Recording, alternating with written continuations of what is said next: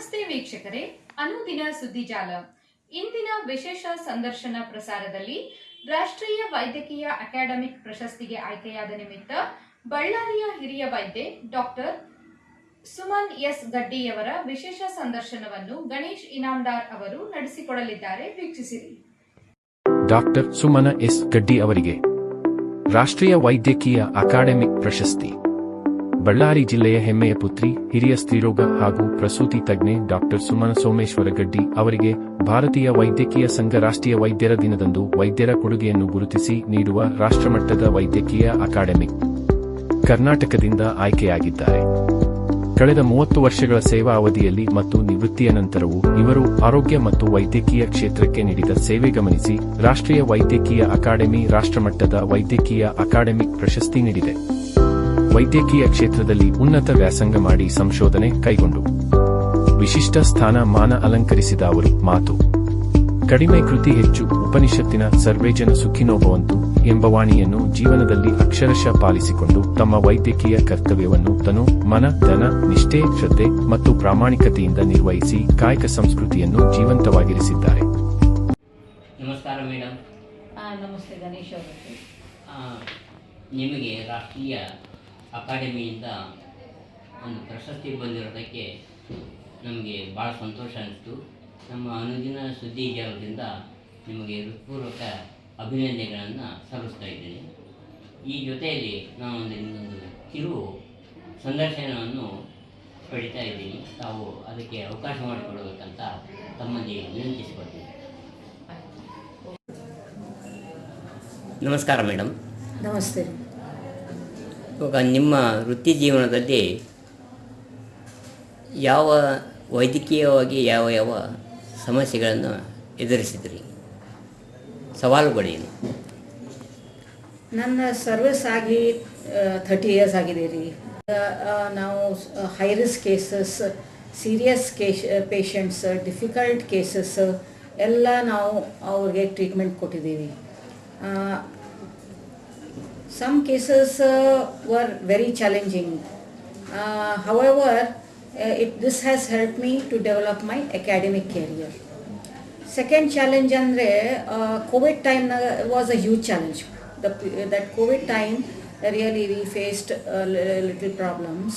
But however, without any difficulty to the patient, we managed. ಆಮೇಲೆ ಏನಂತ next challenge ಏನಂತಂದರೆ, while I was professor head of the department of OBG in WIMS Ballari, for the first time we started the WHO International Research Project. So, because it was for the first time in of such a kind, it was a challenge. So, ಇವಲ್ಲ challenges of course ನಾವು slow ಆಗಿ solve ಮಾಡಿದ್ವಿ. ನಂದು ಎರಡನೇ ಪ್ರಶ್ನೆ ನಿಮಗೆ, ಈ Covid ಬಂತಲ್ಲ, ಆ ಸಂದರ್ಭದಲ್ಲಿ ನೀವು ಈ ಸ್ತ್ರೀರೋಗ ಹಾಗೂ ಪ್ರಸೂತಿ ಏನು ಪ್ರಕರಣಗಳು ಬಂದವಲ್ಲ ಅವನ್ನ ನೀವು ಯಾವ ರೀತಿ ಹ್ಯಾಂಡಲ್ ಮಾಡಿದ್ರಿ? ಎರಡು ಗೌರ್ಮೆಂಟ್ ಹಾಸ್ಪಿಟಲ್ ಮತ್ತು ಪ್ರೈವೇಟ್ ಹಾಸ್ಪಿಟಲ್ಸ್ನಾಗ ಕೋವಿಡ್ ಪೇಷಂಟ್ಸ್ ಆ ಟೈಮ್ಗೆ ಬಂದಿತ್ತು. ನಾವು ನಮ್ಮದು ಒಂದು ಟೀಮ್ ಇತ್ತು ರೀ. ಸೊ ನಾವು ಎಲ್ಲ ಟೀಮ್ ಸೇರಿಕೊಂಡು ಡಿಸ್ಕಸ್ ಮಾಡಿ ಎಲ್ಲ ಪೇಷಂಟ್ಸ್ ಅವ್ರಿಗೆ ತೊಂದರೆ ಆಗಲಾರ್ದು ಮ್ಯಾನೇಜ್ ಮಾಡಿದ್ವಿ, ಟ್ರೀಟ್ಮೆಂಟ್ ಕೊಟ್ವಿ.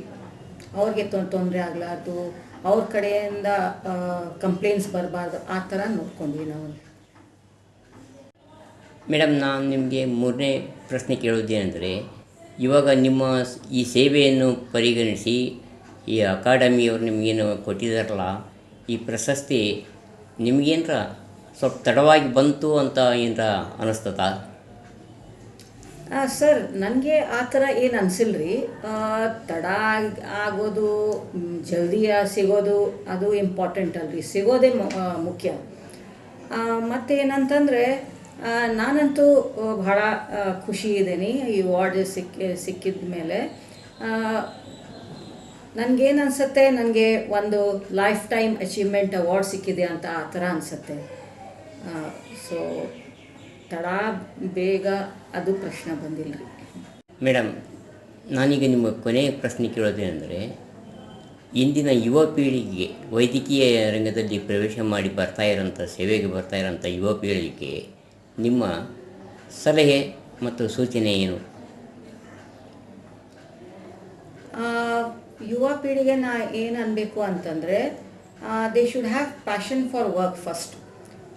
ಸಿನ್ಸಿಯರ್ ಇರಬೇಕು, ಕಮಿಟೆಡ್ ಇರಬೇಕು, ಹಾರ್ಡ್ ವರ್ಕಿಂಗ್ ಇರಬೇಕು ರೀ. ಆವಾಗ ಸಕ್ಸಸ್ ಆ್ಯಂಡ್ ಅವಾರ್ಡ್ಸ್ ವಿಲ್ ನಾಕ್ ಯೋರ್ ಡೋರ್. ಇದೇ ಒಂದು ಸಲಹೆ ಕೊಡ್ತಾ ಇದ್ದೀನಿ. ನಮಸ್ಕಾರ.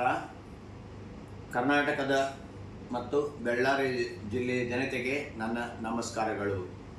ನಾನು ಸೋಮೇಶ್ವರ ಗಡ್ಡಿ, ಬಳ್ಳಾರಿ ನ್ಯೂರೋ ಸರ್ಜನ್ ಆಗಿದ್ದು, ಹಾಗೂ ನನ್ನ ಧರ್ಮಪತ್ನಿ ಡಾಕ್ಟರ್ ಶ್ರೀಮತಿ ಸುಮನ್ ಎಸ್ ಗಡ್ಡಿ ಅವರು ರಾಷ್ಟ್ರೀಯ ಮಟ್ಟದ ಅಕಾಡೆಮಿಕ್ ಅವಾರ್ಡ್ ಅಂದರೆ ಶೈಕ್ಷಣಿಕ ಅವಾರ್ಡ್ ಪಡೆದಿದ್ದಕ್ಕಾಗಿ ಅವರಿಗೆ ಅಭಿನಂದನೆಗಳನ್ನು ಸಲ್ಲಿಸುತ್ತೇನೆ. ಅಷ್ಟೇ ಅಲ್ಲದೆ ನಾನು IMA ಬಳ್ಳಾರಿ ಹಾಗೂ IMA ಹೆಡ್ ಕ್ವಾರ್ಟರ್ಸ್ ಡೆಲ್ಲಿಯವರಿಗೂ ನನ್ನ ಹಾಗೂ ನನ್ನ ಕುಟುಂಬದ ವತಿಯಿಂದ ಹಾಗೂ ಬಳ್ಳಾರಿ ಜನತೆ ವತಿಯಿಂದ, ಕರ್ನಾಟಕದ ಜನತೆ ವತಿಯಿಂದ ಅವರಿಗೆ ಸೆಲೆಕ್ಟ್ ಮಾಡಿದ್ದಕ್ಕಾಗಿ ಅಭಿನಂದನೆಗಳನ್ನು ಸಲ್ಲಿಸುತ್ತೇನೆ.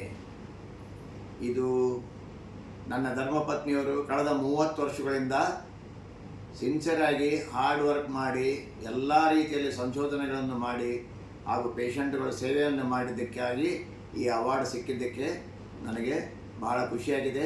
ಮತ್ತೊಮ್ಮೆ ಅವರಿಗೆ ಅಭಿನಂದನೆ ಸಲ್ಲಿಸ್ತೇನೆ. ಹಾಗೂ ಇದಕ್ಕೆ ಗಣೇಶ್ ಅವರಿಗೂ ಸತಿ ನನ್ನ ಅಭಿನಂದನೆಗಳನ್ನು ಸಲ್ಲಿಸುತ್ತೇನೆ. First of all, I would like to thank the office bearers of IMA headquarters New Delhi for recognizing my work and rewarding me. Then I would like to thank all the doctors of IMA Ballari branch and my patients. They were all who were all part of my journey. Finally, I would like to thank my family members who have cooperated all the way.